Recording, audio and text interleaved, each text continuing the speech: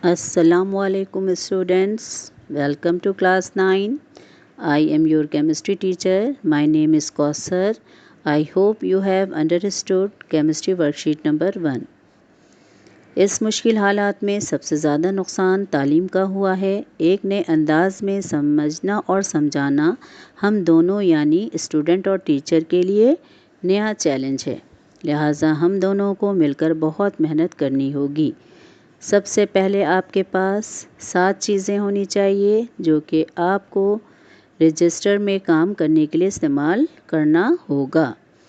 Number 1 scale for margin, number 2 pencil for margin, number 3 black marker use for centre heading, number 4 blue marker use for side heading, number 5 black pointer use for definition, number 6 blue ink pen return work, number 7 blue colour pencil.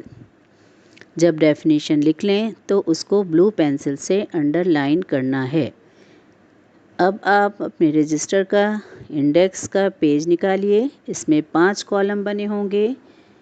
Number 1 पहला column serial number का, दूसरा column date का, तीसरा column page number का। ये page number book का नहीं होगा बल्कि पूरे रजिस्टर पर इंडेक्स के बाद जो पेज होंगे, पेज के निचले सतह पर पेज नंबर 1 लिखेंगे, फिर पेज को टर्न करेंगे, उसके नीचे भी पेज नंबर 2 लिखेंगे। इस तरह आप पूरे रजिस्टर पर पेज नंबर डाल लेंगे। पूरे रजिस्टर पर पेज नंबर डाल लिया, शाबाश। अब दरमियान में टॉपिक लिखा है। Under the topic heading, you will write the chapter number and the chapter name with black pointer and then underline with black marker. Then in the same column, you will write down the questions along with the respective dates in the date column. This is to be written with blue ink pen. इसके बाद teacher sign का column है, इसमें teacher sign होगी। इसके बाद जो column है वो पेरेंट साइन का है, इसमें पेरेंट की साइन होगी। जब आप सवाल का जवाब मुकम्मल कर लेंगे तो जहाँ पर सवाल नंबर 1 मुकम्मल हुआ होगा, फ़र्ज़ करें कि सवाल नंबर 1 आपने पेज नंबर 1 से शुरू किया था और उसका जवाब पेज नंबर 4 तक मुकम्मल हुआ है, तो इंडेक्स के पेज में पेज नंबर में 1-4 लिखेंगे। समझ आ गया? क्या लिखेंगे?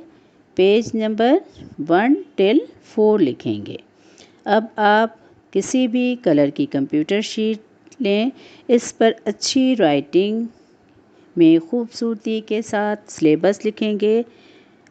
जैसे जैसे हम आपको चैप्टर पढ़ाते जाएंगे वैसे वैसे आप चैप्टर नंबर और चैप्टर का नाम लिखते जाइएगा। फिर आप एक और कंप्यूटर शीट लेंगे, इस पर खूबसूरत सा टाइटल पेज बनाएंगे। अब आप पेज नंबर 1 पर मार्जिन ड्रॉ करेंगे पेंसिल से और इस तरह पूरी कॉपी पर मार्जिन ड्रॉ कर लें। पेज नंबर 1 पर मार्जिन साइड पर क्वेश्चन नंबर 1 ब्लैक पॉइंटर से लिखेंगे और पूरा क्वेश्चन ब्लैक पॉइंटर से ही लिखेंगे। जैसे define chemical bond, how are chemical bonds form. ये किस पॉइंटर से लिखेंगे? सवाल ब्लैक पॉइंटर से लिखेंगे। अब आप रिटर्न वर्क करेंगे। In written work use black marker for centre heading which is to be written center of the page and then write the side heading, the definition with blue marker and then write definition with black pointer in the center of page. Then underline with blue color pencil. इस तरह आप worksheet number 1 में मौजूद question number 1 से लेकर question number 4 तक कर लें। जब सारे सवालों का जवाब मुकम्मल हो जाए तो पेरेंट से साइन करवा लीजिएगा। इस तरह आप अपनी कॉपी और इंडेक्स को मेंटेन करेंगे। Now video number 2। I will continue with the same chapter 5, chemical bonding, and cover covalent bonding in detail, discussing question number 5, define covalent bond, explain with an example. History of covalent compound. American physical chemist Gilbert Newton Lewis first described covalent bonding in 1916. Term covalence in reference to bonding in a 1919 article in the Journal of the American Chemical Society. इससे पहले हमने आपको chemical bonding पढ़ाया था। इस chemical bonding में हमने types of chemical bond बताया था। कितने किस्म के केमिकल बॉन्ड होते हैं? Ionic bond, number 2 covalent bond, number 3 coordinate covalent bond. Ionic bond क्या चीज़ होती है? शाबाश बताइए। The attraction that bind oppositely charge ion together इस टर्म इलेक्ट्रोवैलेंट बॉन्ड और आयोनिक बॉन्ड। इस आयोनिक बॉन्ड में क्या होता है कि एटम अपना इलेक्ट्रॉन मुकम्मल तौर पर दूसरे एटम को दे देता है और इस तरह उनके नतीजे में जो बॉन्ड बनता है उस बॉन्ड को हम क्या कहते हैं? Ionic bond. ठीक है, समझ आ गया। एग्जाम्पल जो हमने पढ़ी थी वो एग्जाम्पल किसकी थी? सोडियम क्लोराइड की। अब इस कंपाउंड में कितने एलिमेंट यूज़ हुए हैं? 2 एलिमेंट, एक सोडियम और दूसरा क्लोरीन। ठीक है, यही बात था। सोडियम का एटॉमिक नंबर 11 होता है और क्लोरीन का एटॉमिक नंबर 17 होता है। अब हम इनके इलेक्ट्रॉन को ऑर्बिट में डालना शुरू करेंगे। Atomic number of sodium is 11। के शेल में कितने इलेक्ट्रॉन होंगे? 2। एल शेल में कितने होंगे? 8 और एम शेल में कितना होगा? 1 इलेक्ट्रॉन। इसी तरह क्लोरीन के शेल में कितने इलेक्ट्रॉन होंगे? 2। एल में कितने होंगे? 8 और एम में कितने होंगे? 7।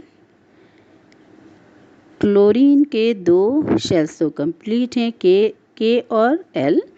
एम शेल इनकम्प्लीट है। इसी तरह सोडियम का भी के शेल कंप्लीट है, एल शेल कंप्लीट है, एम शेल इनकम्प्लीट है। एम शेल में कितने इलेक्ट्रॉन हैं? 1। लिहाजा ये अपना 1 इलेक्ट्रॉन मुकम्मल तौर पर किसको दे देगा? क्लोरीन को दे देगा और इस तरह सोडियम के ऊपर पॉजिटिव चार्ज आएगा। इसने अपना कितना इलेक्ट्रॉन क्लोरीन को दिया? 1 इलेक्ट्रॉन दिया। लिहाजा सोडियम की वैलेंसी क्या हो जाएगी? +1। समझ आ गई? अब क्लोरीन ने क्या किया? क्लोरीन के आउटर मोस्ट शेल्स में 7 इलेक्ट्रॉन है। सोडियम के दिए हुए इलेक्ट्रॉन को ये एक्सेप्ट कर लेता है और अपना ऑक्टेट कंप्लीट कर लेता है। इसने अपना ऑक्टेट कंप्लीट करने के लिए कितना इलेक्ट्रॉन सोडियम से लिया? 1 लिया। इसलिए इस एटम पर कौन सा चार्ज हो जाएगा? लिया है इसलिए नेगेटिव हो जाएगा। और कितने इलेक्ट्रॉन इसने लिए? 1 इलेक्ट्रॉन लिया, इसलिए इसकी वैलेंसी क्या हो जाएगी? -1। इस तरह आप यहाँ पर 2 रेडिकल प्रोड्यूस हो गए, सोडियम और क्लोराइड। अब ये दोनों आपस में, ये अनस्टेबल फॉर्म है, ये दोनों आपस में रिएक्ट कर लेंगे और क्या बना लेंगे? Sodium chloride. किस बॉन्ड से ये दोनों एक दूसरे से अटैच होंगे? इलेक्ट्रोवैलेंट बॉन्ड या फिर आयनिक बॉन्ड। समझ आ गया था? ठीक है। अब हम एक मिसाल अभी आपको और देते हैं, किसकी? हाइड्रोजन की। हाइड्रोजन को तो आप जानते ही हैं, पीरियडिक टेबल में सबसे पहला मेंबर है हाइड्रोजन। हाइड्रोजन जब हम बात करते हैं तो उसको हम एब्रीवेट करते हैं H से, लेकिन जब हम हाइड्रोजन मॉलिक्यूल की बात करते हैं तो मॉलिक्यूल हमेशा 2 एटम से मिलकर बनता है। तो molecule of hydrogen is H2, right. अब हाइड्रोजन का एटॉमिक नंबर 1 है। चूँकि H2 लिखा हुआ है तो हमें कितना एटम लेना होगा? 2 एटम लेना होगा। किसका? हाइड्रोजन का। तो एटॉमिक नंबर पहले वाले हाइड्रोजन का एटॉमिक नंबर क्या है 1, दूसरे वाले हाइड्रोजन का एटॉमिक नंबर क्या है उसका भी 1 है। ठीक है, अब हम कंपास की मौजूद से हम एक छोटा सा दायरा बनाते हैं जिसको न्यूक्लियस कहते हैं। इसमें हम प्रोटॉन और न्यूट्रॉन लिखते हैं। ठीक है, इसका एटॉमिक नंबर 1 है तो इलेक्ट्रॉन 1 होगा, प्रोटॉन भी 1 होगा। न्यूट्रॉन जो है वो समटाइम नहीं भी होता और समटाइम इक्वल होता है और समटाइम ज़्यादा भी होता है। अब ये हाइड्रोजन जो कहलाता है वो प्रोटियम कहलाता है। इसमें न्यूट्रॉन 0 होता है। समझ आ रही बात? प्रोटियम में न्यूट्रॉन कितना होता है 0। ये हो गया आपका न्यूक्लियस कंप्लीट। इसी तरह हम दूसरे हाइड्रोजन में भी सेंटर हिस्से में कंपास से क्या बनाएंगे, न्यूक्लियस बनाएंगे, प्रोटॉन 1 लिखेंगे और न्यूट्रॉन 0 रखेंगे। उसके बाद हम एक सर्किल ड्रॉ करेंगे। वो कौन सा शेल होगा, के शेल। अब हाइड्रोजन का एटॉमिक नंबर 1 है, लिहाजा के शेल में कितने इलेक्ट्रॉन जाएंगे, एक ही जाएगा। अब के में मिनिमम 1 होता है और मैक्सिमम कितना होता है 2। इसका मतलब ये है कि अभी हाइड्रोजन अनस्टेबल कंडीशन में मौजूद है क्योंकि इसके पास एक इलेक्ट्रॉन है। अभी के शेल कंप्लीट नहीं है इसमें। इसी तरह हम जब दूसरा एटम देखेंगे हाइड्रोजन का, उसके ऑर्बिट में भी एक ही इलेक्ट्रॉन होगा। अब हम इसको डिफ्रेंशिएट करने के लिए एक इलेक्ट्रॉन को हम डॉट से शो करते हैं और दूसरे वाले हाइड्रोजन एटम के इलेक्ट्रॉन को हम क्रॉस से शो करते हैं। समझ आया? दोनों में कितने इलेक्ट्रॉन मौजूद हैं, एक एक। दोनों अनस्टेबल कंडीशन में है। समझ आ रहा है? क्योंकि ये एक एक इलेक्ट्रॉन ले सकता है। अगर फ़र्ज़ करें कि आयनिक बॉन्ड बनाएगा तो ये अपना एक हाइड्रोजन इलेक्ट्रॉन दे देता है किसी को। अगर ये दे देगा तो हाइड्रोजन का वजूद ही ख़त्म हो जाएगा। कौन चाहता है कि अपना वजूद ख़त्म करे, एटम ख़त्म हो जाएगा। तो ये अपने आप को कम्प्लीटली ट्रांसफ़र में अपने इलेक्ट्रॉन को यूज़ नहीं करते, बल्कि ये दोनों एटम आपस में शेयर कर लेंगे। क्या कर लेंगे, शेयरिंग का मतलब समझ आता है ना। टेम्परेरी तौर पर ये अपना इलेक्ट्रॉन दूसरे एटम को दे देंगे। जब इनकी मर्ज़ी वो चाहें तो अपना इलेक्ट्रॉन वापस ले सकते हैं। इसको हम क्या कहते हैं, शेयरिंग। अब ये दोनों इलेक्ट्रॉन क्या करेंगे, चूँकि इन दोनों एटम आपस में करीब आएंगे और इनके ऑर्बिट ओवरलैप करेंगे एक दूसरे से और बॉन्ड बना लेंगे, स्टेबल हो जाएंगे। कैसे स्टेबल हो जाएंगे कि दोनों हाइड्रोजन एटम में 2-2 इलेक्ट्रॉन हो गए और ये डुप्लेट रूल को फॉलो कर लिया इसने, डुप्लेट बना लिया अपने आप को। देखिए क्रॉस दरमियान में आ रहा है, एक डॉट दरमियान में आ रहा है। ठीक है, तो अब दोनों हाइड्रोजन के 2 हो गए ना, के कंप्लीट हो गया। इस वाले हाइड्रोजन डॉट वाले हाइड्रोजन का भी कंप्लीट हो गया और क्रॉस वाले का भी हाइड्रोजन कंप्लीट हो गया। तो इस तरह की शेयरिंग ऑफ इलेक्ट्रॉन की मदद से जो बॉन्ड बनता है उस बॉन्ड को हम कौन सा बॉन्ड कहेंगे, कोवैलेंट बॉन्ड। समझ आ गया, covalent bond. Each atom contributes equal number of electrons and such type of compounds is called covalent compound or molecular compound. Covalent means valence electrons are shared together. What is covalent compound or molecular compound? Covalent compound or molecular compound generally result from two nonmetals reacting with each other. The elements form a compound by sharing electron, resulting in an electrically neutral molecule. In covalent bond, each atom has to contribute equal number of unpaired of electrons. Covalent bond is represented by a single short line. Example of covalent bond: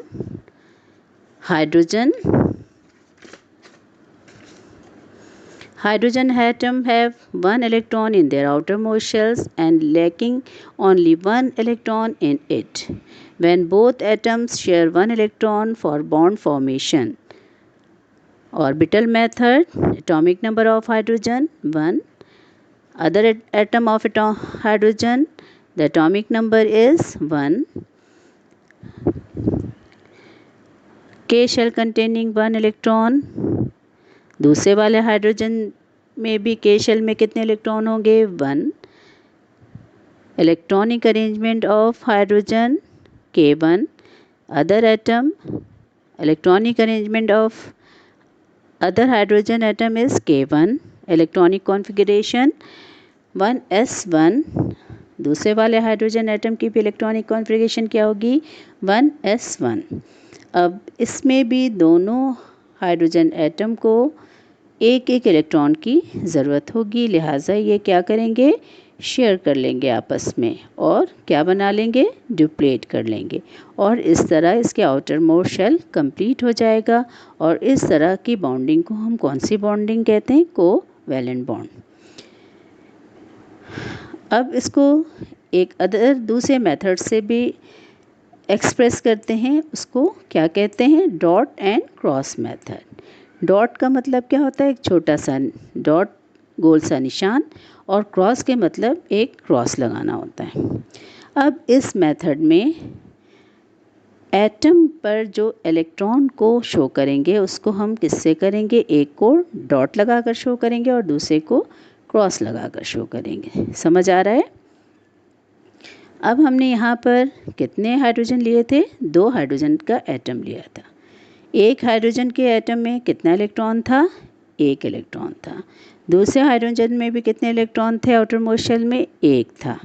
अब अगर हमने पहले heading dot and cross लिखा था तो पहले वाले hydrogen atom के टॉप राइट हैंड साइड पर एक डॉट का निशान लगा देंगे, उसके बाद प्लस की साइन लिखेंगे, फिर दूसरा हाइड्रोजन एटम लिखेंगे, उसके बाद इसके टॉप पर राइट हैंड साइड पर एक क्रॉस लगा देंगे। फिर इन दोनों के दरमियान शेयरिंग हो जाएगी दोनों एटम के दरमियान, तो हाइड्रोजन एक तरफ लिखेंगे, दरमियान में एक डॉट और एक क्रॉस लिखेंगे, फिर हाइड्रोजन लिखेंगे। इसका क्या मतलब हुआ, पहले वाले हाइड्रोजन के जो आउटर मोस्ट शेल में इलेक्ट्रॉन था वो किस शक्ल में था डॉट की शक्ल में था। दूसरे वाले हाइड्रोजन के एटम के आउटर मोस्ट शेल में जो इलेक्ट्रॉन था वो किस शक्ल में मौजूद था क्रॉस की शक्ल में मौजूद था। तो डॉट और क्रॉस इलेक्ट्रॉन ने आपस में क्या कर लिया शेयर कर लिया और इन दोनों हाइड्रोजन के दरमियान बॉन्डिंग कर ली। इस बॉन्ड को हम क्या कहेंगे कोवैलेंट बॉन्ड। थर्ड मेथड लिखने का तरीका क्या है जिसको हम कहते हैं केमिकल रिएक्शन। ये आमतौर पर जिस तरह केमिकल रिएक्शन लिखा जाता है इसी तरह हम इसको भी लिखेंगे। Hydrogen plus hydrogen arrow chemical reaction H2। समझ आ गया सबको। Second example is chlorine. Chlorine means chlorine molecule यानी Cl2।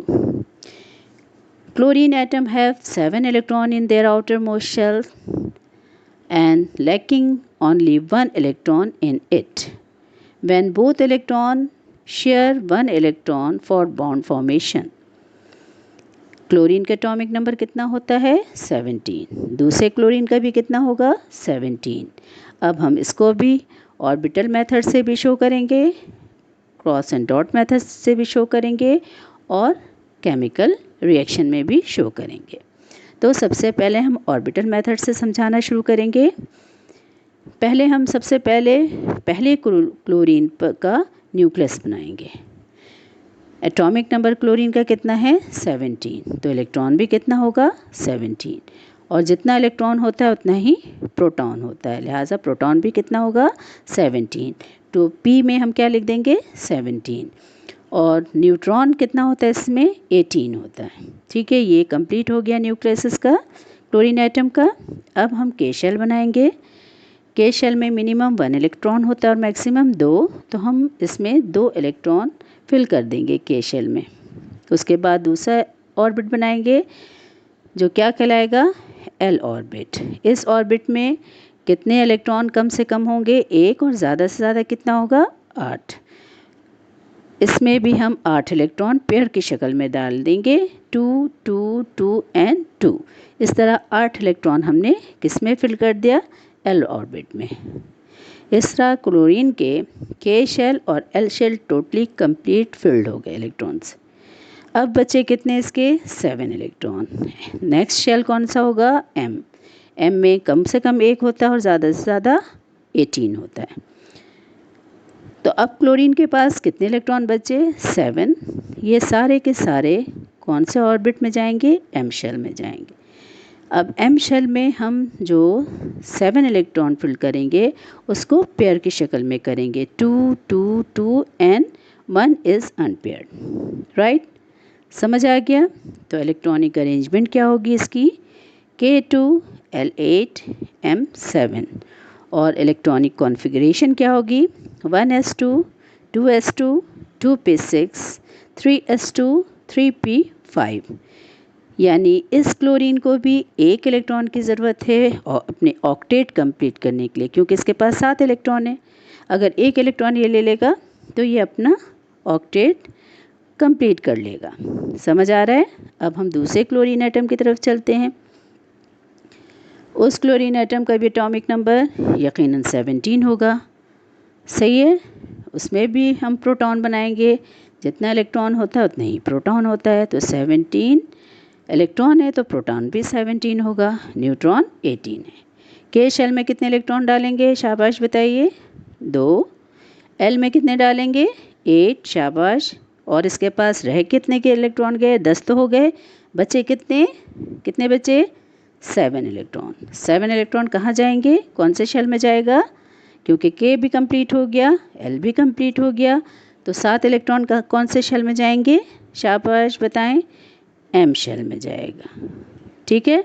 इसमें भी पेयर की शक्ल में 6 इलेक्ट्रॉन तो किस शक्ल में होंगे? पेयर की शक्ल में, और 1 अनपेयर की शक्ल में होगा। तो इसके भी आउटर मोस्ट शेल्स में कितने इलेक्ट्रॉन हैं? 7। अगर ये दोनों क्लोरीन एटम जिनके पास एक एक अनपेयर इलेक्ट्रॉन था ये आपस में शेयर कर लेंगे तो दोनों क्लोरीन एटम का ऑक्टेट कंप्लीट हो जाएगा। हो जाएगा ना ऑक्टेट? तो क्या करेगा? ये दोनों क्लोरीन एटम के लास्ट ऑर्बिट यानी आउटर मोस्ट शेल या वैलेंस शेल ओवरलैप करके दोनों अपने अपने ऑक्टेट को कंप्लीट कर लेते हैं। यानी 6 तो थे, अब एक क्लोरीन डॉट का और दूसरा क्लोरीन किसका आया? क्रॉस का। तो इस तरह इस क्लोरीन का भी 8 हो गया और दूसरे क्लोरीन का भी 8 हो गया। और इसने कितने इलेक्ट्रॉन से शेयर किए? एक एक इलेक्ट्रॉन से शेयर कर लिया। चूँकि इसने शेयरिंग ऑफ इलेक्ट्रॉन के लिहाजा ये किसकी एग्जाम्पल होगी? कोवैलेंट बॉन्ड की। अब क्रॉस एंड डॉट मेथड पहले भी आपको बताया है। यहाँ पर हमने लफ्ज़ इस्तेमाल किया है शुरू में क्रॉस का, और फिर हमने डॉट का यूज़ किया है। तो पहले क्लोरीन एटम में जो इलेक्ट्रॉन फिल करेंगे उसको किस तरह शो करेंगे? क्रॉस से शो करेंगे, और दूसरे वाले क्लोरीन को किससे शो करेंगे? डॉट से शो करेंगे। तो क्लोरीन के आउटर मोस्ट यानी वैलेंस शेल में कितने इलेक्ट्रॉन थे? 7। लीजिए इसको फिल करते हैं। क्लोरीन के टॉप पे 2 इलेक्ट्रॉन क्रॉस के बनाएंगे, फिर लेफ़्ट साइड पे क्रॉस के 2 बनाएंगे, और नीचे की तरफ भी क्रॉस के 2 बनाएंगे। तो कितने हो गए? 6। अब राइट हैंड साइड पे जो बचा उस पर एक ही इलेक्ट्रॉन क्रॉस का बनाएंगे। समझ आ रहा है? उसके बाद हम प्लस लिखेंगे, फिर अगेन क्लोरीन लिखेंगे। अब इसके टॉप पर 2 डॉट बनाएंगे, राइट हैंड साइड पे 2 डॉट बनाएंगे, नीचे की तरफ भी हम 2 डॉट बनाएंगे, और लेफ़्ट साइड यानी प्लस की तरफ हम कितना डॉट बनाएंगे? बताइए कितना डॉट बनाएंगे? 1 डॉट बनाएंगे। अब यहाँ पर क्रॉस वाले क्लोरीन के पास भी एक इलेक्ट्रॉन अनपेयर्ड है और डॉट वाले के पास भी एक अनपेयर्ड है। ये दोनों अनपेयर्ड इलेक्ट्रॉन क्या करेंगे? आपस में शेयरिंग कर लेंगे। जब ये शेयरिंग करेंगे तो ये क्रॉस और डॉट किसके दरमियान आ जाएगा? 2 क्लोरीन एटम के दरमियान आ जाएगा। समझ आ रहा है। अब हम एरो लिखेंगे। एरो के बाद हम Cl लिखेंगे और हमने आपको बताया क्रॉस और डॉट कहाँ पर आ जाएगा, एक क्रॉस इलेक्ट्रॉन और एक डॉट इलेक्ट्रॉन कहाँ आएगा, दो क्लोरीन के दरमियान में आ जाएगा। तो Cl लिखा, फिर क्रॉस लिखा, फिर डॉट लिखा, फिर Cl लिखा। ठीक है, शेयरिंग तो दो इलेक्ट्रॉन से हो गई। अब हम इसके ऑर्बिट में इलेक्ट्रॉन को फिल करते हैं। तो पहले क्रॉस मेथड में कितने इलेक्ट्रॉन थे इसके पास, टॉप पे हम क्रॉस 2 बनाएंगे, लेफ़्ट साइड पर 2 क्रॉस बनाएंगे, नीचे की तरफ 2 क्रॉस बनाएंगे और राइट साइड पर 1 क्रॉस बनाएंगे और दूसरे क्लोरीन का एक डॉट हम एक क्रॉस के नीचे लिख देंगे, इन बिटवीन लिख देंगे 2 क्लोरीन के। समझ आ रहा है। अब क्लोरीन के टॉप पे 2 डॉट बनाएंगे, साइड पे 2 डॉट बनाएंगे, नीचे 2 डॉट बनाएंगे। इस तरह क्या हो गया, इनके दरमियान शेयरिंग ऑफ इलेक्ट्रॉन हो गया। समझ आ गया सबको। Chemical reaction Cl plus Cl, क्या आपके पास बना, Cl2। मुझे उम्मीद है कि आपको ये सब कुछ समझ आ गया होगा। मुश्किल तो है समझाना भी और समझना भी, क्योंकि ना मैं आपके सामने हूँ ना आप हमारे सामने, लेकिन फिर भी बहुत हद तक कोशिश की है, इंशाल्लाह समझ आ जाएगा। Thank you.